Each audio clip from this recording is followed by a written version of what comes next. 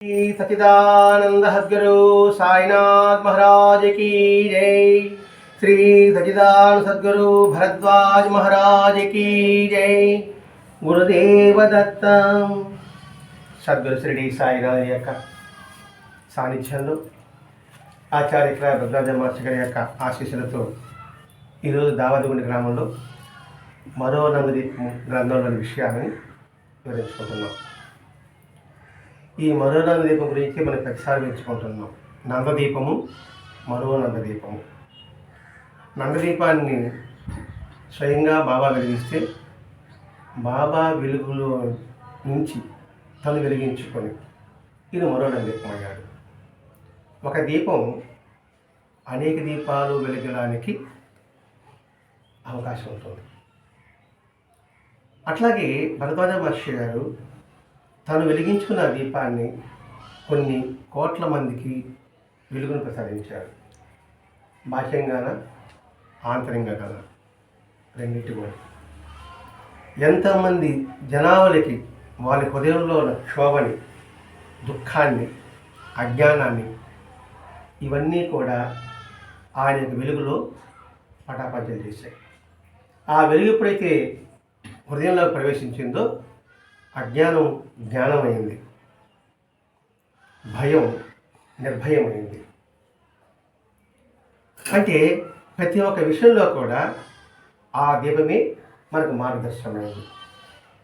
చిన్నప్పటి నుంచి కూడా ఈయన నాస్తికవాదం అందామా, హేతువాదం అందామా, అంటే ఏదైనా సరే దానికి ప్రమాణం కావాలి అనే అన్వేషకుడు భరద్వాజ మహర్షి గారు.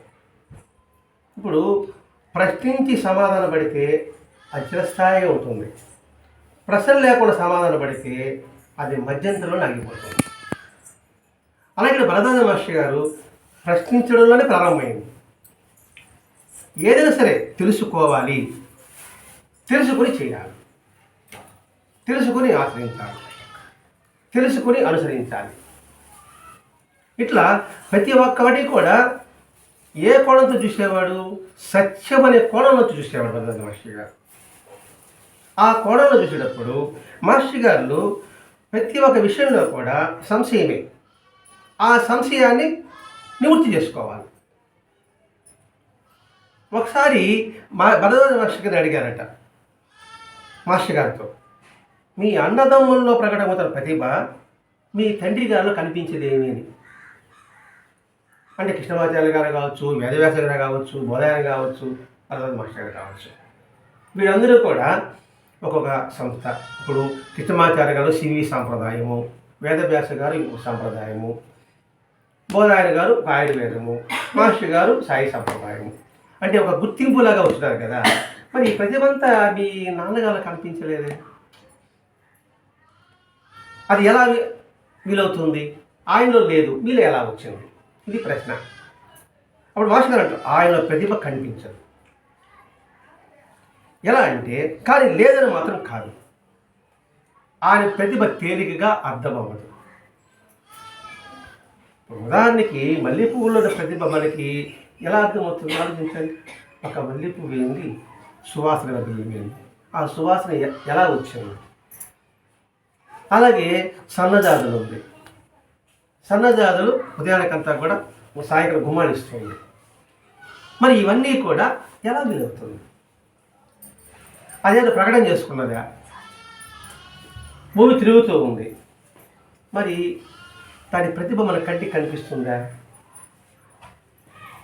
అట్లాగే మా నాన్నగారి విషయం కూడా ప్రతిభ కనిపించదు. ఎందుకంటే అది తెలుగు అర్థం కూడా కాదు మనకి. మహాత్ముల జీవితం అంతా కూడా తేలికగా అర్థం కాదు, అంటే కష్టంగా అర్థమవుతుంది. మనకు అర్థం కానిది మాత్రాన అసలు ప్రతిభ లేదని ఎలా అనగలం మనం? ఇప్పుడు వస్తువు కనుక్కున్నారంటే దాన్ని మనకి తెలియనప్పుడు మాత్రాన అబ్బి అందులో ఏమీ లేదంటే ఇప్పుడు విమానం పోతుంది. అదే విమానం ఎలా పోతుందండి? ఏదో ఈ ఫోన్ని అట్లా గాల్లో నిలుపంటే ఎలా వీలవుతుంది? విమానం పైకి పోవాలంటే దాని సైన్స్ టెక్నాలజీ అన్ని చదువుకొని తెలుసుకుంటే ఓహో ఇట్లా విమానం పోతుంది అని తెలుస్తుంది. అట్లాగే ఈ విషయంలో కూడా ఆయన యొక్క జీవిత విధానం చూస్తే కూడా ఎలా అర్థమవుతుందంటే ఆయన స్థాయికి మనం వెళితే అర్థమవుతుంది. మీ విషయం నాకు తెలియాలంటే నేను ఎక్కడో దూరం ఉంటే మీ విషయం నాకు ఎలా తెలుస్తుంది? నా విషయం మీకు తెలియాలంటే నా విషయం మీకు ఎలా తెలుస్తుంది? నా విషయం తెలియాలన్నా మీ విషయం తెలియాలన్నా ఇక్కడ ఏంటి పరస్పరం అనుసంధానం జరగాలి. అప్పుడు అర్థమవుతాం, లేకపోతే ఎలా అర్థమవుతాం? 10 సంవత్సరాల బాబు మీకేమైనా అర్థమైనాడా? అర్థమైనాడా? పోనీ ఇప్పుడే అర్థమవుతున్నాడా? అట్లా అన్నమాట. కాబట్టి చెప్పి మా నాన్నగారు తేలిక అర్థమవుదు, కానీ భగవంతుడు చూడండి, ఆయన సంకల్పమే సూక్ష్మం. భగవంతుడు తన భావాలు ఈ సృష్టి అంతా కూడా మరి నిగూఢము, మరి దానివల్ల ఏర్పడింది ఈ జగత్ అంతా కూడా. ఎంత విస్తారంగా ఉంది ఊహిస్తాము. భగవత్ సంకల్పంలో భాగమే సృష్టి అంతా కూడా. ఎంత విచిత్రంగా ఉంటుంది. అది మన కంటికి కనబడుతుందా? ఇంకా మనకు అర్థం కావాలంటే మన కనురెప్ప మన కంటికి కనబడదు, కానీ మన కన్ను ఎంత రక్షిస్తూ ఉంది. ఆ కనురెప్పటి సూక్ష్మం, ఆ కనురెప్పటి నిగూఢం. అలాగే భగవంతుడు తన సంకల్పంలో ఈ సకల చరాచర సృష్టించాడు. ఆయన అందరి వాడు, అందరి సంగతి చూసుకోవాలి. నువ్వు నా దగ్గర ఏముందంటే మిగతా వాళ్ళ సంగతి ఏంటి? వాళ్ళ సంగతి కూడా చూసుకోవాలి కదా. అంటే ఏంటి? చిన్న సూక్ష్మజీవి వదులుకొని పెద్ద జీవి ఏనుగంత వరకు కూడా ఆయన కనుసల్లోనే మెదులుతూ ఉంటుంది. ఇదే ఛత్రపతి శివాజీ ఒక పెద్ద కట్టడాలు కడుతున్నాడు. కడుతూ ఉంటే చాలామంది పని చేస్తారు కదా. ఇంతమందికి నేను జీవనోపాధి కల్పించానంటాడు. ఇంతమందికి నేను జీవనోపాధి కల్పించాడు. వాళ్ళు గురువుగారు వస్తారు, సముద్ర రామదాస్ గారు. గురుగారు చూడు, ఇంతమందికి నేను జీవనోపాధి కల్పించానంటాడు. అలాగా నాయన అని ఒక పెద్ద బండ ఒకటి ఉంటుంది, తను కొట్టమంటాడు. కొడితే లోపల కప్పు ఉంది, దాని నీళ్ళు ఉంటుంది. దీనికి ఎవరు జీవనోపాధి అంటారు? అది నిగూఢం, కంటికి కనిపించదు, సూక్ష్మం. మా నాన్నగారి పరిస్థితి కూడా అంతే. మా నాన్నగారి అంటే మా నాన్నగారిలో మీ ప్రతిభ కనబడలేదే అని క్వశ్చన్ అన్నమాట. భరద్వాజ మాస్టర్ చేస్తారు. నేను 9 కొడుకులు కదా, కృష్ణమాచార్య గారు, వేదవ్యాస గారు, మీరు అంటున్నారు కదా, మీ నాన్న మామూలుగా మనుషులు ఉండాలి, ఆయన మొక్కనే కనబడలేదు అన్నప్పుడు చెప్తున్నాడు. ఆయన తేలిక అర్థం కాడు. భగవంతు సంకల్పం ఏ విధంగా సృష్టి అయితే ఉందో, నిగూఢంగా ఉందో, ఆయన తత్వం కూడా అది. కాబట్టి ఈ విస్తారం సృష్టి అంతా కూడా ఇవన్నీ విద్య. సకల కళా సృష్టి అంతా కూడా విద్యే. వాస్తవం ఏంది? దీనికి అదన శక్తి వాస్తవం. మందు చూస్తున్నాం, మనసు చూస్తున్నాము, ఇవన్నీ వాస్తవం కాదు. మీలో ఉన్న శక్తి ఏదో ఉందో, నాలో ఏ శక్తి ఏదో ఉందో అది మాత్రమే వాస్తవం. ఇంకా అర్థం కావాలంటే మనం హాస్పిటల్కి వెళ్ళామనుకోండి, మన బాడీలో ఏ పార్ట్ ఉందో చూపించగలడు. ఎంఆర్ఐ స్కాన్ కావచ్చు, సిటీ స్కాన్ కావచ్చు. మనసును చూపించగలుగుతారా? మనసు కంటికి కనబడుతుంది, ఎక్స్లోకి వస్తుందా? భగవంతుడు అంతే. అంటే దాని శక్తి అంటున్నాం. కాబట్టి అది వాస్తవం. ఇవన్నీ కూడా విద్యే. వస్తుంటాయి, పోతుంటాయి, తరుగుతుంటాయి, పెరుగుతుంటాయి, నశిస్తుంటాయి. అలాగే విషయంతో కూడా విద్య. వాస్తవం ఏది? భగవంతు సంకల్పం మాత్రమే సత్యం. మాస్టర్ గారు, నాన్నగారి విషయం కూడా అంతే. ఆయన సంకల్పం లేకపోతే బిడ్డలు ఆ విధంగా ఆణిముత్యాలుగా మహర్షులు ఎలా అవుతారండి? ఊరికే సంతానం కలిగి ఎలా ఉంటుంది? సంకల్పం దృఢంగా ఉంటుంది, సత్సంకల్పం ఉంటుంది. అందుకని ఒక్కొక్క గ్రంథం గురించి అధ్యయనం చేసేటప్పుడు ఆ పిల్లలు పుట్టారు కాబట్టి కృష్ణమాచార్య గారు అని, వేదవ్యాస గారు అని, బోధ అని, భరద్వాజ గారికి పేరు పెట్టారు. మరి ఆ సంకల్పం లేకపోతే వాళ్ళు ఎలా తయారవుతారు? అలాగే భగవంతు సంకల్పం లేకపోతే ఈ సృష్టి ఎలా జరుగుతుంది? అది మాస్టర్ తెలియజేస్తున్నారు. అంటే నిజతత్వం అది. ఇది మాస్టర్ గారు నాన్నగారి విషయమే కాదు, మనమంతా ఆలోచించాలి. అంటే వీటికన్నిటికీ మూల పురుషుడు ఒక శక్తి, ఒక స్వరూపుడు ఒకడు ఉన్నాడు. అది సత్యం. వీడి సత్యం కాదు, వీడి విద్య. వీడి దాని పలికేది సత్యం. అది గుర్తుపెట్టుకుని అనుకోండి, వీడిని బతుకోదు. ఇది ఉంటుంది, పోతుంది. ఆ శ్వాసనం ఏది? ఇందులో వచ్చిన మాట శాస్త్రం. కాబట్టి మాట శాస్త్రం ఏమిటి? దాన్ని గుర్తించాలి. అదే కంటికి కనపడదు. కంటి కనబడేదంతా కూడా చివరికి నాశనం అవుతుంది. అది విద్య బోటకము. ఈ జీవన తరంగాలలో పాట ఉంది కదండి, ఆ దేవుడు నడిపించే నాటకంలో మనం ఉంటున్నాం. పుట్టుక మరణం మధ్యలో జరిగేది నాటకం. ఇది అన్నమయ్య సినిమాలో గీతం మార్చాలి, ఒక గీతం ఉంటుంది. కాబట్టి వాస్తవము శక్తి ఏ విధంగా ఏంటిదో మా నాన్నగారు కూడా అంతే. ఇంత విశాలమైన విశ్వం అగోచరైన ఆ భగవంతునితో ఒక పాదమేనని జుడు చెప్పారు. ఇప్పుడు ఈ సొంత ఉంది కదండి, ఈ సొంత కలిసి ఒక పాదం మాత్రమే. పాదోశ విశ్వాభూతాన్ని మన పదవి ఉన్నాం. ఒక పాదం ఎలా చెప్పగలుగుతాము అంటే భావనావతారం. భావనావతారంలో బలి తప్పితే 3 అడుగులు ఆడుతాడు. 1 అడుగు ఆకాశం, 1 అడుగు భూమి, 1 అడుగు ఆయన తల మీద. అంటే ఏంటి, ఈ భూమి అంతా కూడా ఒక పాదమే. ఆ పాదాన్ని ఆధారంగా చేసుకున్నది. అందుకని ఆ పాదాన్ని కడిగిన బ్రహ్మ. అందుకని బ్రహ్మ కడిగిన పాదము లక్ష్యం. అంటే ఆకాశం వెళ్ళింది కదా పాదం, ఆడ బ్రహ్మ జరిగింది, బ్రహ్మ ఆడ పూజ చేశాడు. కాబట్టి ఈ విషయమంతా ఒక పాదమని మన ఋషులు చెప్పారు. అలాగే మా అన్నదమ్ముల్లో కనిపించేదంతా కలిసి ఆయనలో ఒక్క లేశం కూడా లేదు. నేను కృష్ణమాచార్య గారు, వేదాయన గారు, బోధాయన గారు, భరద్వాజ మహర్షి గారు, వీళ్ళందరూ కలిసి ఉండదు. అంతా కలిసి ఒక లేశం అంతా కూడా లేదు మాలో.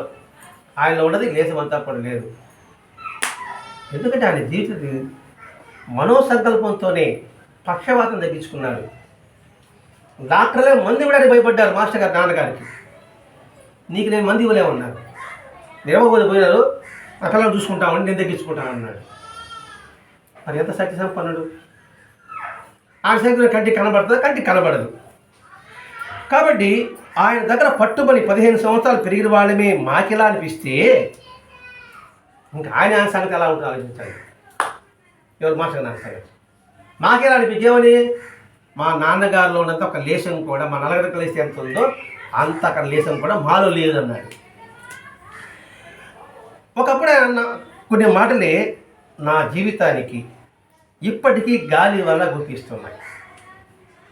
అంటే ఒక్క మాటకే జీవి సత్యం చెప్పబోతున్నాడు. వాళ్ళ నాన్నగారు చెప్పిన ఒక్క మాటకి ప్రశ్న వేస్తే ఇప్పటికీ కూడా నాలో గుణపంలాగా దిగి ఉందన్నాడు భరద్వాజ మహర్షి గారు. మరి ఆయన జీవితం అంతా ఎన్ని పాఠాలు, ఎంత జ్ఞానము అని మనకి ఆలోచించుకోమంటున్నాడు. ఇక్కడ నేను నాస్తికునిగా అందరి పైన వాదిస్తుంటాడు కదా మాస్టర్ గారు, ఇది ఎట్లా, అది ఎట్లా, ఇది ఎట్లా అని. అందరూ ఏమంటారా, మమ్మల్ని ఎందుకు మీ నాన్నగారిని పెడగండి, మిమ్మల్ని మమ్మల్ని పిలుస్తాను, మీ నాన్నగానే పెడు. సరే సమయం పోతే వేచి ఉన్నాడు మాస్టర్ గారు. ఒకరోజు వాళ్ళ నాన్నగారు ఎప్పుడు ఉండదున నా కోసమే అన్నట్లుగా పదం ఎలా ఉందో, ఎప్పుడైతే జిజ్ఞాస ఉంటుందో ఆ సమయానికి భగవంతుడే అటువంటి సందర్భాన్ని, సన్నివేశాన్ని ఆయన ఏర్పరుస్తాడు. సత్సంగం ఉండిందనుకోండి, తప్పకుండా కూడా ఆ సన్నివేశాన్ని ఆయన సమకూరుస్తాడు. ఏదంటే మొదటగా ఒక పెద్ద ముద్ద చేసి భోంచేసేటప్పుడు, కూర్చొని భోంచేసేటప్పుడు కళ్ళకు అద్దుకొని పక్కన పెట్టాడు వాళ్ళ నాన్నగారు. దొరికాడరా అనుకున్నాడు మాస్టర్ గారు. ఎందుకు ఆ ముద్ద పక్కన పెట్టడం, అది వృధా చేస్తున్నారు కదా, దానివల్ల ఏం ఉపయోగం అంటే అప్పుడు చెప్పాడు, ఇది చాలా పాఠమండి, ఇది మనకు విన్నట్టే ఉంటుంది, అర్థమైనట్టే ఉంటుంది, ఆచరణకు వచ్చేటప్పుడు మాత్రం తుస్సు అంటుంది. వినేటప్పుడు మాత్రం ఏదో తలపట్టుకుంటారు. ఇప్పుడు ఇది విన్న సోదే కదా, ఏదో అదే చెప్తాడు కదా అనుకుంటా ఉంటారు ఎవరైనా సరే. ఇంతకు చాలాసార్లు వివరించుకొని ఉంటాం, ఇంకా అదే వస్తుంది కాబట్టి ఆ పక్కన పెట్టి ఇంకా తింటాంలే, ఇంకా అదే చెప్పబోతాడు, ఇంకా ఆ ముద్దు కూడా చెప్పబోతాడు. ఇంకా అది ఎన్నిసార్లు ఇవ్వలేదు. మనం మహాత్మా ముద్దు పెట్టి విన్నాం, మాస్టర్ గారు సూచనలు విన్నాం, సూచనలు 2లో విన్నాం, ఇప్పుడు కొత్తగా ఏముంది అని కూడా మనకు అనిపిస్తూనే ఉంటుంది. కూడా విన్నాం, చదివాం, ఎంత మేరకు ఆ పదాన్ని హృదయంలో ఉంచుకున్నాం, అది కాదు మై పాయింట్ ఇక్కడ. లేదా అన్నం ఎలా తినాలో మనకే తెలియదు, మనం ఎంత మేధావులు అనుకున్నప్పటికీ కూడా మనం అనుకుంటున్నాం మనకి ఎంతో పెద్ద తెలివి విజ్ఞానం శాస్త్రం ఉంది అనుకోని ప్రతి ఒక్కరు సైంటిస్టులు అనుకుంటున్నారు, దాని మూలం ఏదో గుర్తించలేకపోతున్నారు. అంతెందుకు సైంటిస్టులు రాకెట్ ప్రయోగిస్తున్నారు, దాన్ని తీసుకొచ్చి తిరుమలలో చంగాల గుళ్ళకి పెట్టడం, ప్రయోగించే ముందర ఎందుకు పెట్టరాను? మా విజ్ఞానం అంతా 90% రాయినా ఇంక 10% మీ దయ ఉంటే తప్ప పైకి పోవడానికి, లేకపోతే ఎందుకు పెడతారండి? తిరుమల తీసుకుని పెట్టారు, చంగాల గుళ్ళు పెట్టారు, తర్వాత పక్క రోజు లాంచింగ్. అంటే ఎంత తెలివి మేధావి కూడా ఆడికైనా పెట్టేది అంటారు. వాళ్ళు మన తిరిగి ఉన్నా కూడా భగవంతుడికి తిరుగున్నాడు ఆయన సహాయం కూడా మనకు కావాలి. ఎంత కూరలో ఎంత మసాలా వేసినా ఉప్పు కావాలి నాయనా, ఉప్పు లేకపోతే తిరిగి పనికిరాదు. మసాలా వేసే మసాలా గబగబనే ఉంది, కానీ ఎంత గబగబా పక్కన వాడు చూసేస్తాం దాన్ని. అట్లా నువ్వు ఎంత మేధావి ఉన్నా భవశక్తి లేకపోతే దండి.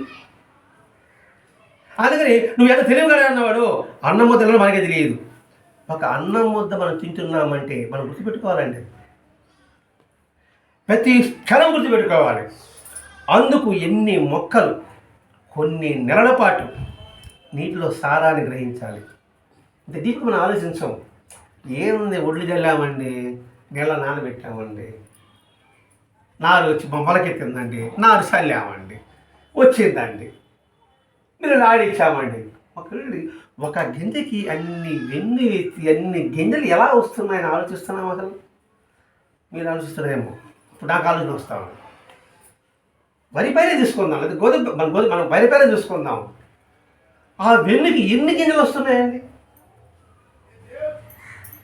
అది ఆలోచించాలి. ఇక్కడ తన పాలు పడుతుంది, ఎట్లా పాలు పడుతుందండి? నువ్వేనా పాలు పోసావు కింద ఏమన్నా? కొబ్బరి బొండ నీళ్ళు ఎవరు ప్రవేశపెడుతున్నారు? కొబ్బరి బొండ గట్టిగా ఉంది, దాని నీళ్ళు లోపల వస్తాయి, అందరూ ఉంది, దానికి ఏమన్నా? మేము మేధావి అనుకుంటే ఎట్లా? ఇట్లా ప్రతి కాలేజీ అనుకోండి నిరంతరము మనకి ఆయన సన్నిధిలో గుర్తుపెట్టుకోవడానికి అవకాశం ఉంటుందండి. అజతుడి గాలిని తీసుకుంటుంది, సూర్యస్వం తీసుకుంటుంది, తేమను తీసుకుంటుంది, మరి ఎన్ని చేస్తుంది, ఎంత ఎంత కావాలో అని మనకి ఇస్తుంది. వాటిని పండించే మన మానవులు మనకి కృషి చేయాలి కదండి. ఎద్దులు, ఇప్పుడు ట్రాక్టర్ అనుకోండి, మరి ట్రాక్టర్ అనుకోండి, మరి ట్రాక్టర్ ఎంత తయారు చేయాలంటే ఇనుము ఎక్కడి నుంచి వచ్చింది? ఎంతమంది ట్రాక్టర్ వేయడానికి ఎంతమంది కృషి చేశారు? మరి వాళ్ళకి అంతమంది రుణపడి ఉన్నామా లేదా? నేను డబ్బిచ్చా కొనుక్కున్నాను బాగా అనుకుంటుంది. డబ్బిచ్చి కొనుక్కున్నావు, డబ్బు ఎక్కడి వచ్చింది? నేను బాగా చదివానండి, ఉద్యోగం చేశానండి. బాగా ఉద్యోగం చేశావు, నీకు జ్ఞానం ఎవరు ఇచ్చాడు? నేను బాగా చదివానండి, బాగా చదువుతాడు, పరిష్కారం చెప్పు మర్చిపోతాడు. ఇప్పుడు పరిస్థితి ఏంటి? నువ్వు మర్చిపోకుండా చేసాడు ఒకడున్నాడు, అది గుర్తుపెట్టుకో. ఇవన్నీ చేసుకుంటే నిజంగా మనకి దృష్టంతా కూడా ఇదంతా కృతజ్ఞతాభావం కలిగి ఉండు. పశువులు చూడండి, పనికి నాని గడ్డి తింటున్నాయి. అది ఎండుగడ్డ పచ్చిగడ్డ అదంతానే ఉన్నా. మరి ఎండుగడ్డ పచ్చిగడ్డి, ఆ తవుడు, ఆ నీళ్ళు తాగి ఎంత కమ్మని చిక్కటి పాలిస్తున్నాయండి. అది లేకపోతే మన కాఫీ టీలు లేవు. నేను మేధావి అనుకుంటాను. ఏది పాలు సృష్టించాలి చూద్దాం. మనం గడ్డి తింటాము, మనకి పాలు సృష్టిస్తామని ఇస్తామా? అంటే ప్రతి ఒక్కటి నిరంతరము ఎరుకలో జీవించు. నువ్వు నడియాడే జీవితం అంతా ప్రతి క్షణము ఎరుకలో ఉండు. లివ్ ఇన్ ప్రజెంట్ అంటే ఆ భావంలో ఉండు. నిరంతరం ఏదో మత్తులో ఉండొద్దు అని చెప్పడం ఇక్కడ ఉద్దేశం అండి. ఇక్కడ నిజంగా ఆ గాలి, నీరు, సూర్యశ్రీ వాటిని తీసుకుని పనిచేసే శరీరము జరగాలంటే ఒక అంటావు, ఏం కదా పని చేస్తున్నానని అంటావు. మరి ఈ శరీరం పనిచేయాలంటే వీళ్ళ పంచభూతాలు ఉండవల్ల నోట చెమ్మ లేకపోతే నువ్వేం పని చేస్తావు? గాలి సంగతి పక్కన పెడతాం అనుకోండి, గాలి ఉంది, చెమ్మ లేదు, అది పని చేయగలమా? బీపీ డబల్ పడిపోతాం మనం. కాబట్టి ఇవన్నీ శరీరం అని కావాలంటే ముందు మనం ఆ పంచభూతాన్ని మనం గ్రహించాలి. వీటిలో ఏది మనం చేయడం లేదు. ఏది మన శరీరంలో నిర్మాణమే మన ప్రమేయం లేదు. మనమే ప్రమేయం చేస్తాం. ప్రమేయం ఈ శరీర నిర్మాణమే కాదండి, ప్రతి ఒక్కటి. ఒక మొక్క సంగతి చూడండి. ఇప్పుడు కాకరకాయ మొక్క అక్కడే నాటాం, చిక్కుడుకాయ మొక్క ఒకే నాటాం, కొబ్బరి మొక్క ఒకే నాటాం. అన్నీ ఎక్కడ నాటాము? ఒకే భూమిలో నాటాం. ఒకే భూమిలో నాటాం. ఈ రెండు చెట్లు పెనవేసుకుండొచ్చు కాక, కానీ దేని ధర్మాన్ని అనిపిస్తున్నారు. చిక్కుడుకాయ చిక్కుడుకాయ, కాకరకాయ కాకరకాయ, కొబ్బరికాయ కొబ్బరికాయ. మరి సృష్టి యొక్క రహస్యం ఆశ్చర్యం కనిపిస్తుందా? ఒకే మట్టిలో కలిపిట్టారు కదా మీరు, ఒకే మట్టిలోకి వస్తుంది కదా. మరి ఏమిటి రకాలు? మరీ విత్తనం ఎంత ఉంది? మరి అంత మహావృక్షం ఎలా వచ్చింది? ఆ సూక్ష్మంగా అందులో శక్తి ఎలా వచ్చింది? నేను తెలివి అనుకుంటాను. ప్రశ్నించారు కదా, ఎందుకన్నా వృధా చేయడం అనే సంగతి. ఎందుకు వృధా చేయడం సంగతి గమనిస్తున్నాడు. నిజంగా ఆలోచించు. ఇంత ఈ సృష్టి అంతా కూడా ఎంత మేలు చేస్తుంది మనకి, మనం వాటికి ఏమైనా మేలు చేస్తున్నామా? అక్కడ దాకండి, మన వరకండి. మన ఇంట్లో మన కుటుంబంలో వరకు చూసుకుందాం. మన తల్లిదండ్రులు మనం తీసుకున్న తర్వాత తల్లిదండ్రులకి మనం మేలు ఏమైనా చేస్తున్నామా? ఇట్లా మనం ఆలోచించాలి. ప్రతి ఒక్కటి ఆలోచించాలి. ఆలోచన మనిషే కాదు, పశువు అంతే. నీ ధర్మం నువ్వు పాటించాలి. నువ్వు భర్త ధర్మం, భార్య ధర్మం, అన్నదమ్ముల ధర్మం పాటించకుండా నువ్వు ఎట్టంటే అట్లా ఉంటే ఎట్లది? దానికి మనిషి పుట్టుకి ఎందుకు? అసలు పశువులు కూడా ఉంటాయి, దానికి ఏముంది? వాయువు అసలు ఏముండవు, పతాలే ఉంటాయి. మరి మన ధర్మాలను పాటించాలి కదండి. మరి ఈ శరీరం నిలబడడానికి, ఆలోచన రావడానికి ఇచ్చిన భగవంతుడు ఏం చెప్పాడు? ధర్మము చెప్పాడు. అది కొత్త పద్ధతి ఏం చెప్పలేదు. నీ ధర్మం నువ్వు నిర్వర్తించమని చెప్తున్నాడు అక్కడ. ఆ ధర్మాన్ని తప్పినప్పుడు మనల్ని నిరోధించాలి. నేను పొరపాటు చేస్తున్నాను అనుకోండి, నువ్వు తప్పు చేస్తున్నావు, దారి తప్పుతున్నావు, ఈ ధర్మం కాదు. స్వచ్ఛంగా నేను వచ్చి ఏదో ఒకటి మాట్లాడి చెప్పినాను అనుకోండి, మీరు తలవచ్చు ఇంకా ఏమనలేక. కానీ నువ్వు పొరపాటు చెప్పారు సార్, ఇలా మాట్లాడదు, అందులో వాస్తవం చెప్పాలి. ఏం చెప్పాడో ఆ ప్రమాణంతో చెప్పాలి అని అడిగేవాడు కూడా కావాలి. అలాగే నేను అనుకోండి, ఈ వాళ్ళ పాపం నీకు వస్తుంది. నేను పాపం పొరపాటు చేశాను, పాపం చేశాను, నన్ను సమర్థించాలనుకోండి, ఆ పాపం మీకు వస్తుంది. అది కుట్టు కుడుపుతుందండి. అది మనకు తెలియదు విషయం అనుకుంటున్నాం మనం. అందుకే అధర్మాన్ని ఖండించు, అధర్మాన్ని ఎదిరించు. ఇది నీ శక్తి లేదా, ఖండించు. లేదా సపోర్ట్ ఇవ్వక వెళ్ళిపో. అంతే అంతే. అయితే నేను పొరపాటు చేస్తున్నానండి, చేస్తూ కూడా మీరు నన్ను ఖండించలేదంటే అతను మీకు పాపమే. ఏంటమ్మా నువ్వేం చెప్పేది మాకు తెలుసు చెప్పడం వరకు డ్యూటీ. చెప్పకపోతే మనం తప్పవుతుంది. చెప్పిన తర్వాత నీ డ్యూటీ నువ్వు చేయిస్తావు, నీకు పాపం రాదు. అయితే పాపమే కదండి. అది ఇక్కడ గుర్తు చేస్తున్నాడు. నువ్వు ప్రకృతికి ఏం చేస్తున్నావు? గడ్డి నుంచి మొక్క దగ్గర నుంచి కూడా ప్రతి జీవి ఇతర ప్రాణికోటుగా ఏదో ఒక రీతిన ఉపయోగపడుతున్నాయి. పాము కూడా ఉపయోగపడుతున్నాయి. పాము ఎట్లా ఉపయోగపడుతుంది మనుషుల కంటే? పాము విషయంతో మందు తయారు చేయడం లేదా? అది క్రూర జంతువే, అయినా చూడు ఎదుటి వాడి ప్రాణాన్ని కాపాడుతుంది కదండి. మరి ఇది క్రూర జంతువు కాదు. ఇది కొమ్ములు లేవు, కూరలు లేవు. నువ్వు ఎదుటి పని మనిషిని ఇబ్బంది పెట్టేటప్పుడు నీ జీవితం ప్రవర్తిస్తే ఎంత పాపం అంటే. ఇదండి మనకు మాస్టర్ గారి ద్వారా మన బాబాజీ తెలిసింది. అది నువ్వు పెద్ద పెద్ద యోగాలు ధ్యానాలు చేయబడలేదు. నీ పరిసరాల్లో, నీ చుట్టూ ఉన్న పరిసరాల్లో నువ్వేం చేస్తున్నావు? నువ్వు నీ ధర్మం నువ్వు పాటించు. అనుకుంటున్నా ఇప్పుడు ఏం జరగలేదు అనేసి అందరూ అనుకుంటారండి. ఇప్పుడు ఏం జరగదు, తర్వాత తెలుస్తుంది. అది ఈ జన్మ కావచ్చు, తర్వాత జన్మ కూడా కావచ్చు. అందుకే భాష గారు పోలిటాక్స్ చేస్తున్నాడు సత్సంగం ద్వారా. కాబట్టి వాక్సిన్ చేస్తున్నాడు రాకుండా. వచ్చిన తర్వాత బాధపడితే ఏం లాభం? రాకుండా బాధపడాలా? రాకుండా ముందు జాగ్రత్త పడు. పోలిటాక్స్ ఎందుకు వేసుకుంటారు? వచ్చిన వాళ్ళకి వేసుకుంటారు కదా, రాకుండా వేసుకుంటున్నారు. కరోనా వ్యాక్సిన్స్ మనం వేసుకున్నాం కదండి. మనకి కరోనా వచ్చింది, మనకేముంది? ఎందుకు వేసుకో? రాకుండా వేసుకోవడానికి. సత్సంగం కూడా అదే. ఆ పొరపాటు మనం చేయకూడదు. ఎక్కడ అధర్మం ఉందో మనకి బయట ఉందండి, బయట సంగతి మన సంగతి దేవుడు ఎరుగు. మన కుటుంబాలు చూసుకుందామండి, మన పరిసరాలు చూసుకుందాం, మన చుట్టూ ఉన్న సమాజం చూసుకుందాం. అది ఇక్కడ విషయం చెప్పడం. చిన్న పనికి బాగా అనుకుంటున్నాం మనం, గడ్డి కూడా మన పనికి వస్తుంది. అది కూడా మన ప్రాణవాయు ఇస్తుంది. నువ్వేమి ఇస్తున్నావు ఈ సమాజానికి? ఇప్పుడు నేను సమాజం నేను ఉపయోగపడుతున్నాను అని ఎవరెవరు ప్రశ్నించుకోవాలి. అలా ప్రశ్నించుకుంటే వాడే మనిషి. అందుకే మానవత్వం కలిగిన వాడే మనిషి. మానవత్వం లేనివాడు రాక్షసుడు వాడు అని భర్తృహరి చెప్పాడండి.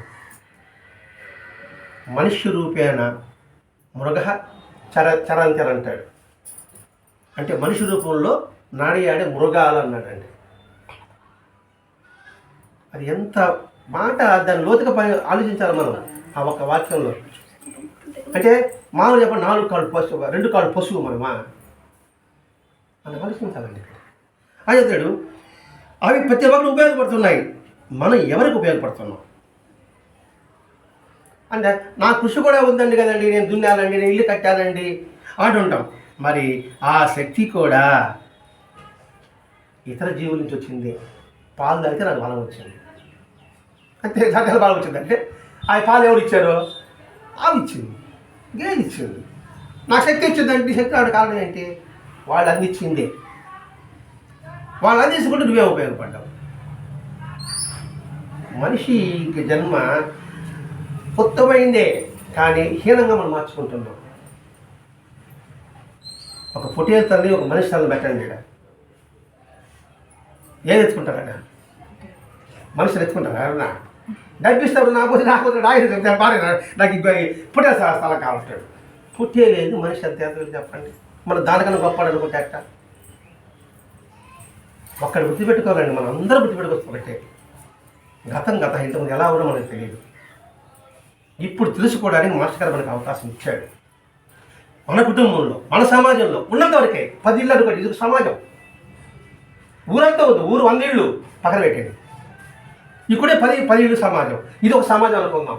ఈ సమాజంలో మనం ఎలా ఉండాలి? లేకపోతే ఇవన్నీ వృధా అనండి. ఇవన్నీ ఇద్దరు పెట్టడం వృధా.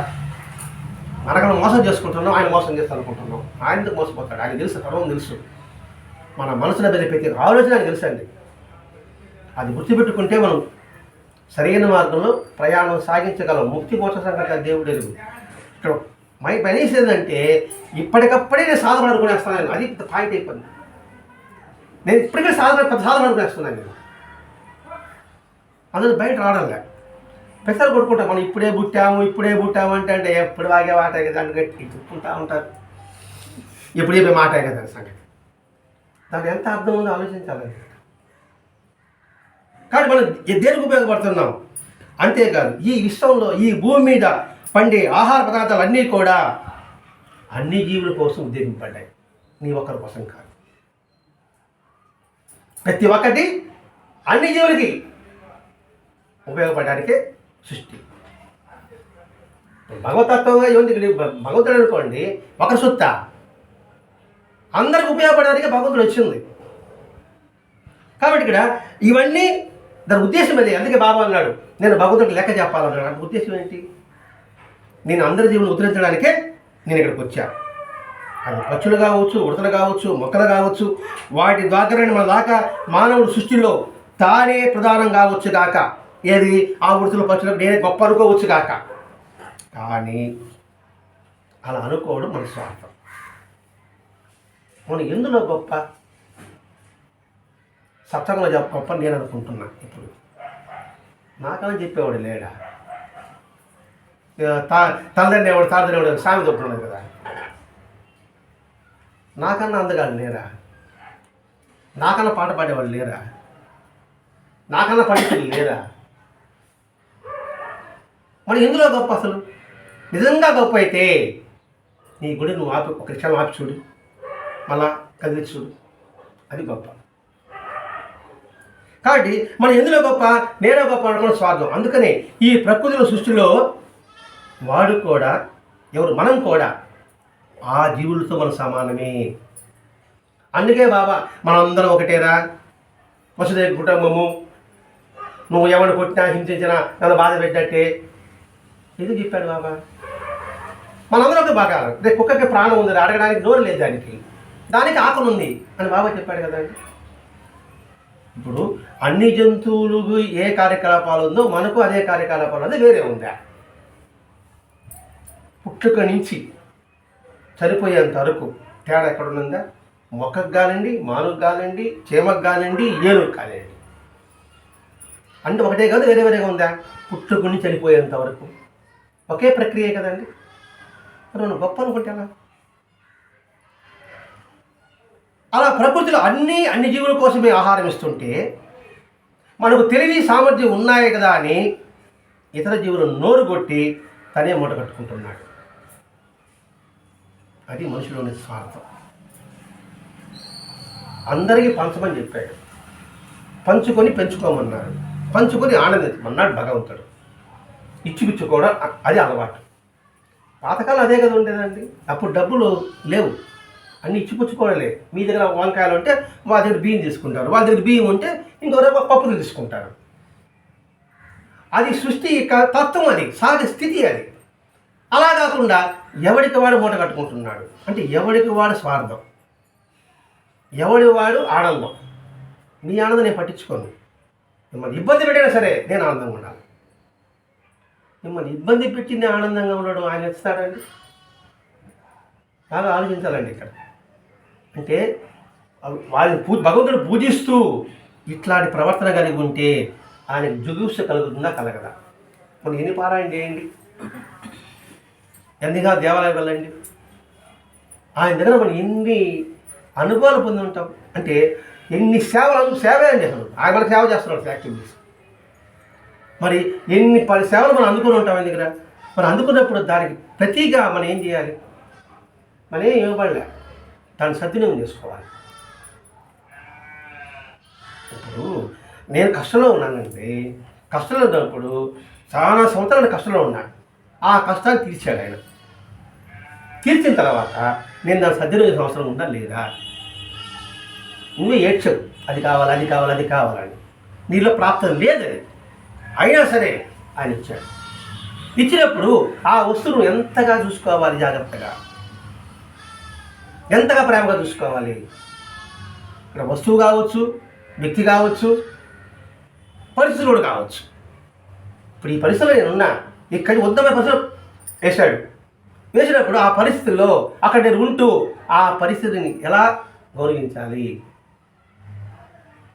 బాధపడ్డాను కదా, నాకు ఆ పరిస్థితి కావాలి, ఆ పరిస్థితి కావాలి అంటే నేను నీ ప్రాప్తం లేదా అని అయినా సరే నువ్వు ఇవ్వాల్సిన గడ్డ బట్టి లాగితివి.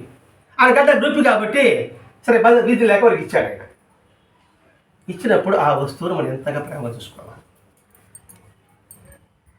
ఈ సత్యమని చెప్తున్నానండి. మాస్టర్ గారు నాన్నగారు చెప్తున్నారు. ఇక్కడ మాస్టర్ గారికి తెలియదు కాదు, మన కోసం అర్జునుడు ఏ విధంగా అయితే కృష్ణుడి ప్రశ్న వేశాడో మనదాద మాస్టర్ గారు ఇలా ప్రశ్నించి కృష్ణుడు చెప్పిన భగవద్గీత లాగా వాళ్ళ నాన్నగారి సమాజం చెప్తున్నాడు. ఇక్కడ మానవుడు తెలివి సమాజం ఉన్నాయని చెప్పేసి అందరి జీవులు నోరు కొట్టి మూట కట్టుకుంటున్నాడు. ఆ దొంగ బుద్ధి వలనే తర్వాత అక్రమంగా సంపాదించి నిలుస్తు చేసుకోవడంలో దొంగలు ఊళ్ళు పంచుకుంటున్నారు. అందుకే వచ్చింది ఈ దేశానికి ఆ దేశానికి యుద్ధాలు. ఆ ఇంటికి ఈ ఇంటికి తగులు, ఈ మనిషికి ఆ మనిషికి భేదాలు. 3 చూసుకోవాలి. ఇక్కడ మాస్టర్ గారు మాత్రం దేశం గురించి యుద్ధాల గురించి చెప్పాడు. అంటే దేశం మంది కాదు, మనకే సమానం. ఇదే యుద్ధం చేసుకుని వాళ్ళు కదా ఆయన నువ్వు పక్కకి వెళ్ళిపోతాయి కదా. కుటుంబం, వ్యక్తులు, వ్యక్తులకు నా సాధన చూసుకుంటే ఇప్పుడు నా ఇంట్లో నేను ఇంట్లో ఉన్నానండి. నా సాధన చూసుకుని ఇంట్లో పట్టించుకోకపోతే ధర్మమా అధర్మమా? ఎందుకు పూజ చేయడం? ఎందుకు ఇక్కడ ఎందుకు సత్యం చెప్పడం? ఎందుకు? నా స్వార్థం, నేను ఆనందంగా ఉన్నాను, నాకు ఆనందం చాలు, వాళ్ళు ఎక్కడ నాకు సంబంధంలే అని వాళ్ళు బాధ పెట్టడం ఎంతవరకు సబబు? అంటే నా స్వార్థాన్ని చూసుకుంటున్నాను. స్వార్థపడతాడు అంటే దొంగ అవుతాడు, దొంగతో తిన్నవాడు అవుతాడు. దొంగనే పదం ఇక్కడ చెప్పడం కాదండి, భగవద్గీత కృష్ణుడు చెప్పున్నాడు. ఆ విధంగా ప్రవర్తిస్తే దొంగతో సమానం రాదు.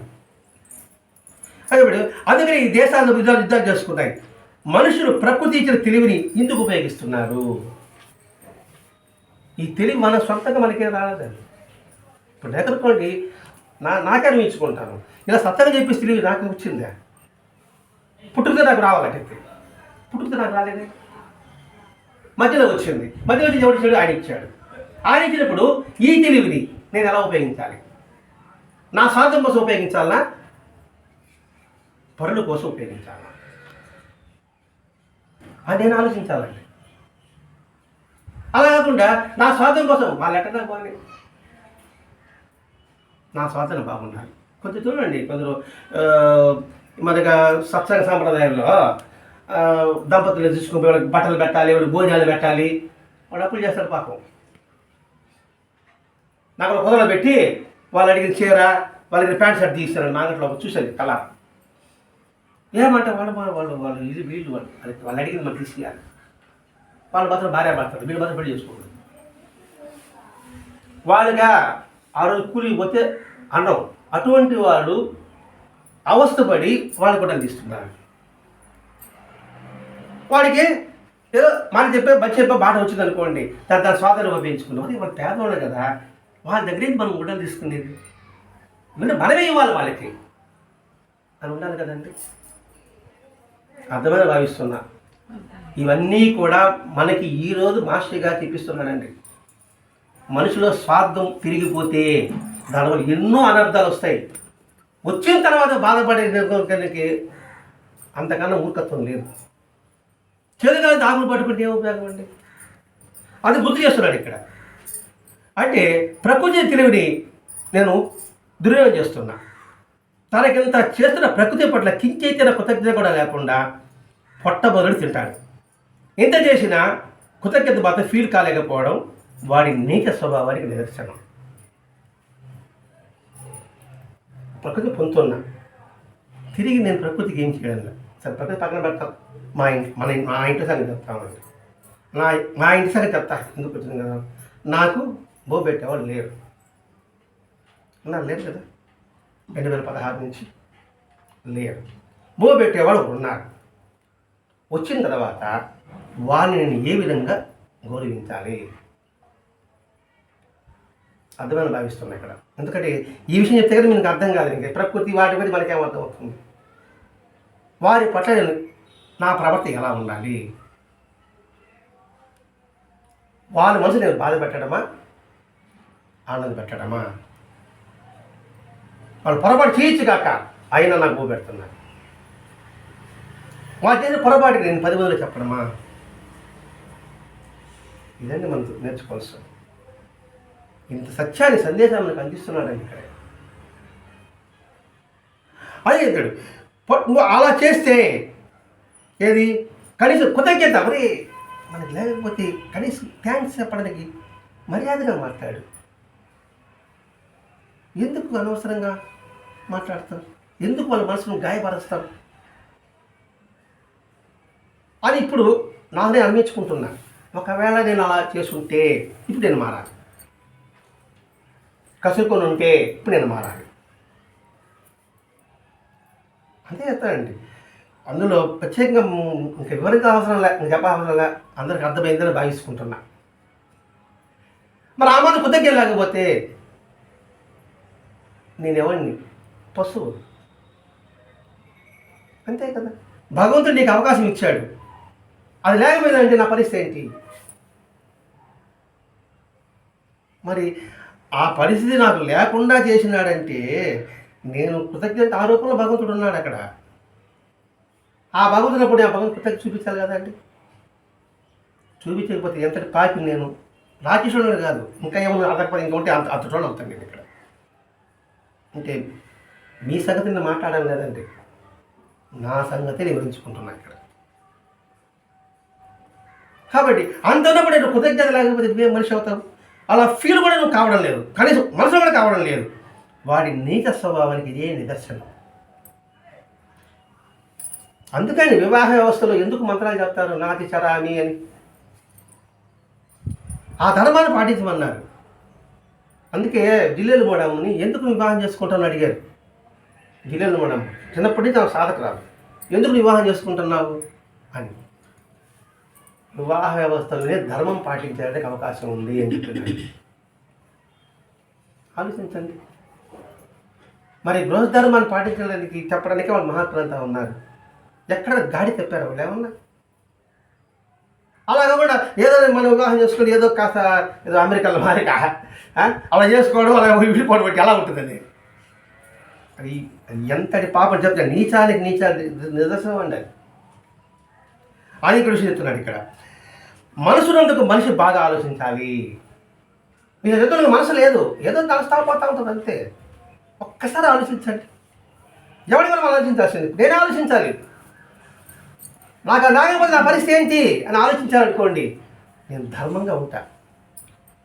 నాకు మనసు ఉంది, ఆలోచించే మనసు ఉంది కదా, నేను ఆలోచించలేనా? మనిషి అదే ఏంటి ఇంత ఇదిగా నాకు భగవంతుడు అవకాశం ఇస్తున్నాడు కదా, మరి నేనేం చేయాలి? భగవంతుడు ఏం చెప్పాడు ఆ పని చేయాలి. ఆ పని చేస్తే ఆ పని ఆయన చేస్తాడు, చేస్తున్నాడు కూడా. ఇప్పటి వరకు కూడా నాకు అంటే నాది నేనే చెప్తానండి, పొయ్యి దగ్గర పోయి కాల్చుకో దగ్గరకు పోయే అవకాశం కూడా ఇప్పటి వరకు రాలేదంటే అంటే గొప్పనే కాదని ఇక్కడ చెప్పడం, అర్థం కాదని చెప్తున్నాను. ఇక్కడ మన ధర్మం, ఆయన చెప్పిన ధర్మాలను పాటిస్తే మనకు అన్నీ సమగ్రంగా వస్తాయి. లేదంటే చాలా ప్రమాదంలో పడతామండి. అంతైతే ప్రమాదం కాదు, మనం ఊహించలేము అది. ఆ తర్వాత పట్టుకుంటే అదే మాట వినడు. ఆయన చెప్పున్నాడు, బాబా నా మాట వినడంతో నాకేం పని అన్నాడు. ఆయన దయ వల్ల నేను ఎన్నో పొందిన తర్వాత ఆయన మాట విరుద్ధంగా నేను చేస్తే, ముందే చెప్పాను నాకు ఇది ఇవ్వు అని పీడిస్తే ఇచ్చాడు. ఇచ్చిన తర్వాత నేను ఎలా ఉండాలి ఆయన మెప్పించేది నా జీవితం. అందుకే చెప్తున్నాడు, మానవత్వానికి మొట్టమొదట మనుషుల మానవత్వానికి మొట్టమొదటి మెట్టు ఏది? కృతజ్ఞత కలిగి ఉండడమే. ఎవరి పట్ల? సాటి జీవుల పట్ల, ప్రకృతి పట్ల కృతజ్ఞతగా ఉండాలి. ఇదే మానవత్వానికి మొదటి మెట్టు. ప్రకృతి పట్ల, సాటి జీవుల పట్ల అన్నాడు. జీవంటే చీమ పురుగు కాదండి, అందరం మనిషితో సహా. ఆ జీవుల పట్ల నువ్వే ఉండాలి. ప్రకృతి పట్ల నువ్వు కృతజ్ఞతాభావం కలిగి ఉండు. ఆ కృతజ్ఞతాభావం లేకపోతే ఎందుకండి ఇవన్నీ? ప్రదర్శన కోసమా అని మనం చేసుకోవాలి. మన పెద్ద పెద్ద సమాజాన్ని వదిలించే అవసరం లేదండి. మన ఇంట్లో మనం చూసుకోవాలి, మన కుటుంబంలో మనం చూసుకోవాలి. మన బంధువుల పట్ల, మన స్నేహితుల పట్ల, మన భార్య పట్ల, మన భర్త పట్ల, మన అన్నదమ్ముల పట్ల మన విరుద్ధంగా ప్రవర్తిస్తే ఏం ఉపయోగం అండి? అలా మార్చుకోలేకపోతే అంతా బోటకం అంటారు. ఏమంటారు బయట ప్రజల మహా చేసేలా అన్నీ చేశారు వాళ్ళు చూడి ఇలా అంటారు. చెడ్డ మీద ఎవరికి? వీడికి కాదు, ఆయనకి. ఆయన చెడ్డ మీద చేసి కూడా నేను ప్రవర్తించాలా? అదొక పాపం. మళ్ళా నాకు పాపము, ఆయన అది డబల్ పాపం అవుతుంది మళ్ళీ నాకు. అంత వివరణ ఇస్తున్నాడండి ఇక్కడ. అందుకని ఏం చేయాలి? బాగా ఆలోచించు. మనం వారి నుంచి మనం ఎంతో లబ్ధి పొందుతున్నాం, ఉచితంగా పొందుతున్నాం.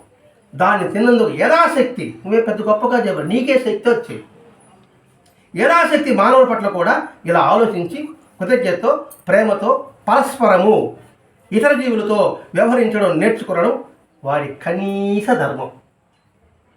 కనీస ధర్మం అన్నాడు ఇక్కడ. ఏమని చూడండి, ఇతరుల పట్ల, మానవుల పట్ల కూడా ఇలా ఆలోచించు, కృతజ్ఞతాభావం కలిగి ఉండు, సాటి మనిషిని మనిషిగా గౌరవించు. 2, ప్రేమతో పరస్పరము సహకరించుకో. ఇతర జీవులతో కూడా వ్యవహరించడం నేర్చుకో. ఇటు మనుషులతో, ఇటు మానవులతో, చెట్లతో కూడా అండి. చెట్లతో వ్యవహరించమన్నాడు ప్రేమతో. పెరకమని చెప్పలే. మనం మెత్తని పచ్చగడ కూర్చుంటాం, కూర్చుని గమ్ములు ఉంటాము, చేతుల ఇట్లా గడ్డి పెరగతాం. గడ్డి ఉంటే మనం కూర్చుంటాం నువ్వు అక్కడ. అందుకే సాటి మానవుల పట్ల, సాటి జీవుల పట్ల, సకల ప్రకృతి సృష్టి పట్ల ఇవి లేకపోతే మానవ జన్మ వ్యర్థం. ఎందుకంటే కనీస ధర్మం అని చెప్పాడండి ఇక్కడ. తాను 7 సాటి జీవుల వాటా కూడా దాచుకుని మూలగట్టాడో వాటి కోసమని పరితాపంతో కనీసం ఇవే చెప్పిన ప్రత్యామ్నాయంగా కాకబలికి ఒక ముద్ద పెట్టాలి ఆయన. ఇది ఇక్కడ కాకబలికి ముద్ద చెప్పాడే దాన్ని చెప్పాడండి. ఇలా ఉందండి ఇది, అవన్నీ చేసేస్తావు, ఒక ముద్ద పక్కన పెట్టేస్తాం అనుకుంటాను. ఇప్పుడు ఏది వాటి విరుద్ధంగా పని చేస్తాం. ఇంట్లో మనుషుల పట్ల కృతజ్ఞత ఉండదు, ప్రేమ లేదు, సహకారం లేదు. బుద్ధ పెట్టి చెప్పారు, బుద్ధ పెట్టేస్తాంలే అనుకుంటాడు ఇప్పుడు నా బోటికాడు. అలా పెడతారు, ఆడాడు స్వీకరిస్తాడు. ఆ ముందు కలుషితంగా ఉంటాయి కదా, కలిసి ఆడాడు స్వీకరిస్తాడు, ఆయన స్వీకరించడు. ఇలా ఉండాలి, పరస్పరం ప్రేమతో చూసుకుంటూ వ్యవహరిస్తూ ఉన్నప్పుడు ఆ ముద్ద పెడితే ఆయన స్వీకరిస్తాడు. అందుకని ఈ కాకపిల్ల ముద్ద వాకిటి పిడిచిదామని ఋషులు చెప్పారు. నాయన ఇది నేను చెప్పడం కాదు, నువ్వు చెప్పడం కాదు, ఋషులు చెప్పిన మాట కాకబలి అని. అందుకే దేవాలయం చూడండి, బలిపీఠ ఒకటి ఉంటుంది. ఆ పూజారి రోజంతా నైవేద్యం పెట్టేసి ఒక ముద్ద బలిపీఠం పెడతాడు. మన శివాలయంలో విషయాలు చూస్తే అర్థమవుతుంది. ఆ తర్వాత ఆ దేవాలయానికి చుట్టుపక్కల 4 మూల పెడతాడు. ఆ చిన్న చిన్న బలిపీఠాలు ఉంటాయి, చిన్న చిన్నవి 4 మూలలు. ఎందుకు పెట్టాడు అక్కడ? సర్వజీవుల కోసం. ఆ నైవేద్యాన్ని సర్వమానవుల కోసం. అక్కడ సర్వజీవులు ప్రకృతికి అన్నిటికీ వరకు వస్తారన్నమాట బయట పెట్టిన దానికి. అంటే ఏమంటే అందరినీ ప్రేమతో ఆదరించు, పలకరించు, వ్యవహరించు. అంతే. నా స్వార్థం కోసం, నా ఆనందం కోసం తీసుకోను ఇతరులను బాధ పెట్టడం ద్రోహానికి ద్రోహానికి ద్రోహానికి ద్రోహం. ద్రోహమే ద్రోహము. ద్రోహానికి ద్రోహానికి ద్రోహానికి ద్రోహం. అది విషయం చెప్తున్నాడు ఇక్కడ. అలా చెప్తూ అలా ముద్ద పెడితే అటువంటి సంస్కారం ఋషులు చెప్పారు. అలా చేస్తే యోచన మనసుల ప్రాణిగా సంస్కారం మనకు కలుగుతుంది. అప్పుడే మనిషి పట్ల ప్రేమతో మొదలుకోవడం, తను పోషించి పెంచిన తల్లిదండ్రుల పట్ల ప్రేమగా ఉండడం నేర్చుకుంటాడు. మళ్ళీ లింక్ యాడ్ పెట్టాడు చూడండి ఇక్కడ. మనసులో ఇప్పుడు మీ పట్ల ఇలా వ్యతిరేకంగా ప్రవర్తించాలనుకోండి, నా ప్రవర్తన సమాజం కూడా అట్లాగే ఉంటుంది. నా బిడ్డల పట్ల ప్రవర్తించాలనుకోండి, అసభ్యంగా ప్రవర్తించాలనుకోండి, లేకపోతే వాళ్ళు తగిన రీతిలో వ్యవహరించలేదనుకోండి, మరి బయట నేను ఎలా వ్యవహరించగలను? ఇంట్లో కుటుంబాన్ని ప్రేమించడం దేశాన్ని ప్రేమించగలను? అది క్రికెట్ ఆడతా అంటే వినోద్ కోహ్లీ కొత్త ఆహా అంటాను, నా దేశం నా ఇండియా అంటాను. మరి ఇంట్లో మాత్రం వీళ్ళంతా కదా. దేశం అంటే మట్టి కాదు, మనుషులు. అది ఆ పాట రా, మన ఇంట్లో పాట కాదు ఇదే అనుకుంటాం మనం. ఇంట్లోనే మనుషులు మనం. ఆ మనుషులను పట్ల ఎలా ఉండాలి, ఎలా ప్రవర్తించాలి, అది నేర్చుకోకపోతే ఎందుకంటే ఈ జీవితం వ్యర్థం కదండి. అలా చేయించినాడు తల్లిదండ్రులు ఏం ప్రేమించగలుగుతాడు? వాడు తల్లిదండ్రులు ప్రేమించేవాడు భార్యను ఎలా ప్రేమించగలడు? కాలుతాడు. భార్య భర్తను ఎలా ప్రేమించగలుగుతుంది? తాడా 2 చూసుకోవాలండి. అదే చూస్తారు. ఇప్పుడు అందరూ ఈ ఫోన్ పెట్టినిస్తాడు, పిల్లల పట్ల శ్రద్ధ పట్టించుకోలేదు. ఒక పిల్లవాడు దేవుడి దగ్గర పోయేసి, భగవంతుడా నన్ను వచ్చే జన్మలో నన్ను స్మార్ట్ ఫోన్గా పుట్టించు అన్నాడు. ఎందుకు అన్నాడంట? ఎప్పుడు మా అమ్మ చేతిలో నేను ఉంటానండి. అది నవ్వు కాదండి, లోపల చూడండి ఎంత బాధ ఆ పిల్లవాడిలో ఉందో. ఇది మనం ఆలోచించాలండి. ఎదుటి వాడికి మనసు గాయపడిస్తే మాత్రం, ఇది మాత్రం వాస్తవం అండి. ఎదుటి మనిషి మనసును కానీ గాయపరిస్తే దాని పాప పడుతూ ఎంతగా ఉంటుందో మనకి మాటలో చెప్పలేం. బైబిల్ అదే చెప్పాడు, ప్రవక్త అదే చెప్పాడు, బుద్ధుడు అదే చెప్పాడు, భారతం అదే చెప్పాడు, భాగవతం అదే చెప్పారండి. కాబట్టి మనం చేయగలిగేది ఎదుటివారి మనసును గాయపరచకుండా, మాట్లాడకుండా ఉండగలం. ఎవరు చూశాలేండి అని మీ మనసుని అనవసరంగా బాధ పెడితే ఇప్పుడు చెల్లిపోవచ్చు, నన్ను మీరేం అనలేకపోవచ్చు, కానీ మీ మనసు క్షోభ పడుతుంది కదండి. మరి ఆ క్షోభ నాకు తగలదా? ఇప్పుడు బాగా జరిగిపోతుంది, తర్వాత సంగతి ఫ్యూచర్ సంగతి. అప్పుడు అయ్యో ఆమెను అనవసరంగా నేను తిట్టాను, ఆమె నా నుండి పక్కన ఏదో మా సలహా ఇచ్చి ఉంటుంది కదా అని అనుకుని అలా మీరు వస్తారు మళ్ళీ ఏమన్నా ఉపాయం అంటారు. ఇదండి మనం గ్రహించవలసిన నిజంగా ఈ సందేశం అనేది, కాకబల సందేశం అనేది ప్రతి ఒక్కరు ఇది అర్థం చేసుకుంటే వాళ్ళకి ఎంతో ఉపయోగకరంగా ఉంటుంది. తర్వాత సంస్కారం మొత్తం తర్వాత చూద్దాం. అలా మసులుకున్నాడు వాడు తల్లిదండ్రుల పట్ల కూడా వాడు అసందర్భంగానే ఉంటాడు. ఇంక వాళ్ళ మార్పు ఉండదండి. వాళ్ళ స్వభావం అది అయిపోయింది. ఇంక తల్లి తండ్రి, భార్య భర్త, పిల్లల, బంధువుల, అత్త మామ, ఎవరి సంబంధంలే, అందరి పట్ల ఒకే విధంగా ఉంటాడు. అప్పుడు అనుకుంటారు, రేపు మనం అప్పుడే ఖండించి ఉంటే వాడిని అంటే ఎట్లా ఉంటుందండి? తర్వాత బాధపడి నాకేం లాభం అని గుర్తు చేస్తున్నాడు ఇక్కడ. ఇలా ఆలోచించగల వారికి ప్రతి ముద్ద బోధిస్తుంది.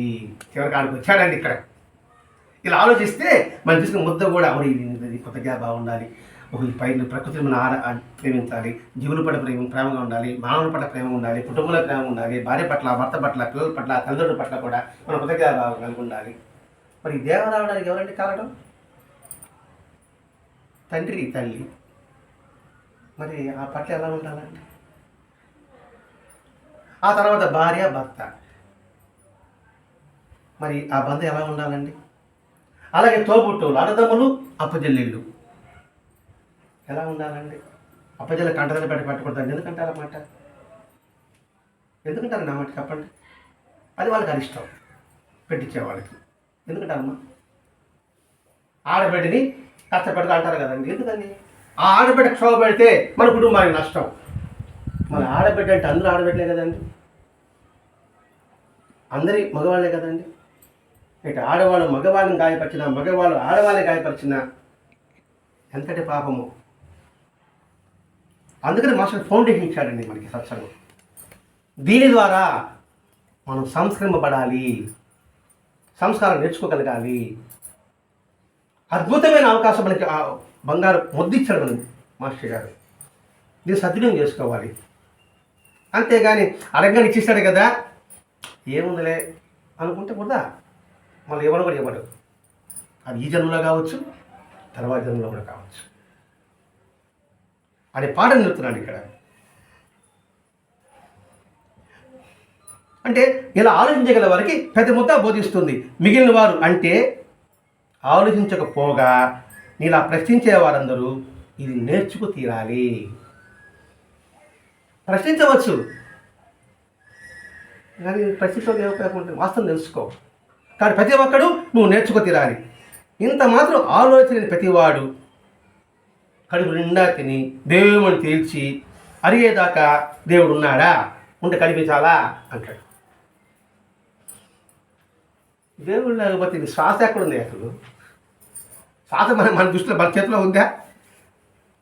కాబట్టి బాగా తిని అరిగేదాకా దేవుడు ఉన్నాడా అని చర్చలు చేయడం కేవలం సోంబేరితనమే. ఇప్పుడు తెలిసిందా అంటున్నాడు మాస్టర్ గారిని. ఎంత సత్యం ఉంది ఈ సంఘటన. ఇప్పుడు సత్యం కూడా చదివినాం, ఎప్పుడో విన్నాం. ఏందోలే ఇందే కదా అని చూరు పక్కన పారేసి ఉంటే మనకి నష్టం. ప్రతి ఒక్క సంఘటనలో కూడా మన సత్యాన్ని తెలుసుకోవడం కోసం వరదాద మాస్టర్ గారు మనకి ఈరోజు ఈ సందర్భానికి సంబంధించినట్టుగా నేను మర్చిపోయిన దాన్ని కూడా నేను కృతజ్ఞత లేకపోయినప్పుడు కృతజ్ఞత కలిగింపజేస్తున్నాడు. అంటే ఆయన ఎంతగా గుర్తు చేస్తున్నాడు అనే విషయం మనం తెలుసుకుంటే అది ఈనాటికి నా జీవితం అంతా కూడా అది తెలుసుకోవడానికి నా జీవితమే చాలదన్నాడు మాస్టర్ గారు. ఈ సత్యం తెలుసుకోవడానికే జీవితం అంతా చాలదు ఆయనే అన్నాడు. నా పరిస్థితి ఏంటి? మన ఈ సంవత్సరాలు సత్సంగంలో ఉన్నాం. మరి ఈ సత్సంగం ద్వారా తెలుసుకుంది ఏమిటి? ఎదుటివాడి మనసును గాయపరచడమేనా? ఎదుటివారి మనసు క్షోభించడమేనా? సకల జీవుల పట్ల అంటే చెట్ల పట్ల కావచ్చు, మిగతా ప్రాణుల పట్ల కావచ్చు ఎలా ఉండాలి అనే విషయం చెప్తున్నాడు ఇక్కడ. నాకు జీవితం అంతా కూడా ఇది చాలదు, నా నోట్లోకి వెళ్ళే ప్రతి ముద్ద కూడా ఈనాటికి నన్ను నిలదీస్తుంది. రే నువ్వేం చేస్తున్నావు అనే సంగతి. మరి ఆ ముద్ద నేను పెట్టుకుంటానండి. ముద్ద సినిమా చూస్తా అని పెట్టాను పక్కన. నేను ఇప్పుడు తెలుస్తూ ఉంటాను. మాస్టర్ గారు చెప్తాడు, మొదటి ముద్ద పెట్టేది కాదు కానీ చివరి ముద్దు పెట్టన్నాడు. చివరి ముద్దు పెట్టగలరా? ఇది చూసుకుంటా ఉంటుంది. ఇంకేం చివరి ముద్దు? మొదటి ముద్దే ఎక్కడ ఆలోచన పెడతా ఉంటుంది. అది మాస్టర్ హెచ్చరిక చేస్తున్నాడండి. ఈనాడికి నిలుస్తూనే ఉండి అది నన్ను కంటి నిండా నిద్ర కూడా పోనివ్వడం లేదు. ఇది ఖచ్చితంగా మంచి పాట వచ్చిందండి నాకు. కంటిగా నిద్రపోలేకుండా వచ్చే పాట వచ్చింది నాకు ఇప్పుడు. మీ సంగతి ఏమో నాకు తెలియదు. మీరు కఠినంగా నిద్రపోవచ్చు. ఎందుకంటే ఇట్లాంటి అలవాట్లు మీరు లేదని నేను నమ్ముతున్నా. కాబట్టి ఇలాంటి నాకు ఉంది కాబట్టి నా కంటి నిద్రపోవడం కూడా లేదు. నేను తినే ప్రతి ముద్దలోని ప్రతి మెతుకులోనూ మా తండ్రి గారు యొక్క మాట నన్ను హెచ్చరిస్తూ ఉంది. మాస్టర్ గారు తండ్రి గారి మాట ప్రతి ముద్దలోనూ మెతుకులోనూ హెచ్చరిస్తుంది. ఇప్పుడు నేనేమనుకోవాలి? ప్రతి ఒక్క మాటలోనూ ప్రతి ఒక్క అక్షరంలో కూడా నన్ను హెచ్చరిస్తూ ఉంది. జాగ్రత్తగా ఉండు, జాగ్రత్తగా ఉండు. ఇప్పటికే నీకు భగవంతుడు ఇచ్చిన అవకాశాన్ని దుర్వినియోగం చేసుకోబాక. ఎవరికి రాని అవకాశం నీకు వచ్చింది. ఎంతో కాలం తీరని నీ కోరిక ఇప్పుడు నీకు తీర్చా. మరి దాన్ని నువ్వు ఎలా సద్వినియోగం చేసుకోవాలి? ఇప్పుడు ఏదో మెహర్ బాగుందని మాటలు ఉందని చెప్పేసి నేను గంభీరంగా ఉంటే అంగా ఉంటాడా? తర్వాత సంగతి ఏంటి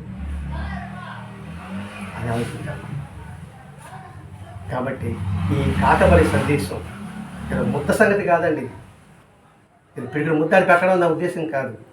జీవిత సత్యాలు, జీవిత ఆణిముత్యాలు అన్నీ కూడా ఈరోజు మాస్టర్ గారు ఒక్కొక్కటి దించాడండి. ఆ ఆణిముత్యాన్ని ఏరుకొని హృదయంలో పదిలంగా ఉంచుకుందామా? ఆణిముత్యాలు బాగుంది అంటే చూస్తూ ఆడుకుంటామా? ఆడుకుంటే ప్రయోజనం లేదు. ఆ ముత్యాన్ని ఏరుకోవాలి, దారంలో గుచ్చుకోవాలి, మెడలో ధరించాలి. అది హృదయాన్ని తాగుతూ ఉండాలి. అప్పుడే దాని ఉపయోగం. వారి యొక్క ప్రతి ఒక్క మాట, ప్రతి ఒక్క పలుకు, ప్రతి ఒక్క అక్షరం అంటేనే క్షరము నాశనము, అక్షరము నాశనం కానిది. మా నాన్నగారు వాణి అంటే పలుకు ఇప్పటికీ నా గుండెల్లో దిగబడుతుంది, ప్రతి మెతులో కనబడుతుంది, వినబడుతుంది, కనబడుతుంది. మరి ఈరోజు జరిగిన సత్సంగంలో ప్రతి ఒక్క అక్షరము కూడా మన గుండెలో, మన చెవులో మారు మ్రోగుతూ ఉండాల్సిందే జీవితాంతం. ఈ శ్వాస ఉన్నంత వరకు అది మారు మ్రోగుతూ ఉండాల్సిందే. అప్పుడే మనకి ఆయన కృతజ్ఞతాభావం కలిగి ఉన్నట్టు, లేకపోతే తూనా బొడ్డు ఆయన అనే పదం మనం వాడినట్టు. నువ్వు నాకు ఇచ్చావరా, ఇంక పని నాకు పని లేదురా అట్ట అయిపోయిందండి. ఇప్పుడు భగవంతుడు కోరుకుంటున్నాం, భగవంతుడు ఇచ్చేస్తున్నాడు. ఆ తర్వాత ఆయన పట్టించుకోవడం లేదు. వీళ్ళు మేధావి అయిపోతున్నారు. అంతా మాకు తెలిసిన భ్రాంతిలో ఉంటున్నారు. ఇప్పుడు మేధావి వరం ఇచ్చేస్తాడు కదా, వరం ఇచ్చింది ఆయన తీసుకెళ్ళాడండి. వెయిట్ చేస్తాడు. ఆ తర్వాత నమస్కారం ఆయన నమస్కారం పెడతాడు. నువ్వు వద్దురా, నాకు నీ జోలికి నేను రాను, నీ పాడి నువ్వు అంటాడు. నీ కర్మ నేను విడిచిపెడతానన్నాడు. నేను బాగా గుర్తుపెట్టుకోవాలండి. మన కర్మకు మనం విడిచిపెడితే దానికి బాధ్యుడు ఆయన కాదు. ఆయన పట్టుకుంటే మన కర్మను తొలగించగలడు. మన కర్మను తొలగించి ఆయన మనకి ఎన్ని చేశాడో ఆలోచించాలి. మనందరం మన రాత్రం లేదు ఆయన తెప్పించాడు, ఇప్పించాడు. మరి మనం ఎంత జాగ్రత్తగా ఉండాలి. అది కృతజ్ఞత భావం. కృతజ్ఞత లేని మనిషి, కృతజ్ఞత కలిగి ఉండడు, వాడు రెండు కాడు పశువు. అందుకే మనిషి రూపేణ మురగ చరింతాది అంటాడు శ్లోకం. అంటే మనిషి రూపంలో మురగ లక్షణాలు ఉన్నాయి అనే విషయాన్ని మాస్టర్ గారు మనకి మనుషులుగా తీర్చాలని వాళ్ళ నాన్నగారి ద్వారా మనకు అందించారండి. దీని ద్వారా మనం అర్థం చేసుకుంది ఒకటి, మన సన్మార్గంలో ప్రవర్తించడం, సంస్కరింపబడడం. అది నేర్చుకుంటే ఈ సత్సంగ ప్రయోజనం. లేదంటే ఇలా విన్నా కూడా ఈ సత్సంగం వినడానికి అవకాశం కూడా తర్వాత పోవచ్చు. ఎందుకు ఇచ్చిన ఉపయోగించుకోలేదు కాబట్టి. మరి ఇది దూరం చేసుకుందామా, తర్వాత జన్మకి ఇంకా దగ్గర చేసుకుంటామనేది వారి ప్రవర్తన బట్టి ఉంటుంది. ఇది నా ప్రవర్తన బట్టి ఉంటుంది. కాబట్టి నా ప్రవర్తనని శుద్ధం చేసుకోవడానికి, పరిశుభ్రం చేసుకోవడానికి ఈరోజు భరద్వాజ మాస్టర్ గారు వాళ్ళ నాన్నగారి ద్వారా గొప్ప సందేశం, ఆదేశం, ఉపదేశం ఇచ్చారని నేను భావించుకుంటున్నా. స్వస్తి. శ్రీ సచిదానంద సద్గురు సాయినాథ్ మహారాజ్ కీ జై. సద్గురు భరద్వాజ్ మహారాజ్ కీ జై. గురుదేవ దత్త.